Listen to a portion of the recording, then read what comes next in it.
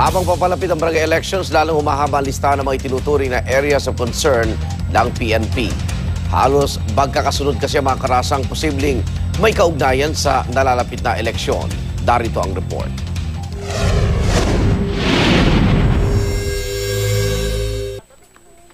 Pauwi na sakay ng tricycle si Barangay Captain Fulgencio Rigunay ng tambangan ng mga hindi pa nakikilalang salarin sa Barangay Magsiping, Luna, La Union. Dead on the spot ang biktima dahil sa mga tinamong tama ng bala sa katawan. Palaisipan sa mga kaanak ng biktima ang motibo sa krimen, lalo pat hindi na raw ito muling tatakbo sa eleksyon. Tumanggi munang magbigay ng ibang impormasyon ng pulisya habang nag-iimbestiga sila. Labis naman ngayon ang pag-aalala ng pamilya Gicole sa Pagadian City. Pinagbabaril kasi ng hindi pa nakikilalang salarin ng kanilang bahay. Malakas ang hinala nilang mga kalaban sa politika ang nasa likod nito.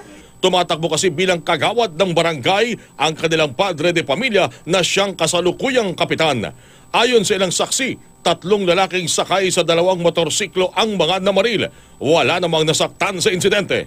Nasa 40 insidente na nga ng karahasan na may kinalaman sa eleksyon ang naitala ng pulisya mula nang simula ng election period. Kaya naman paparami rin ang mga itinuturing na areas of concern o mga lugar na masusing babantayan ng pulisya dahil sa posibleng karahasan sa eleksyon.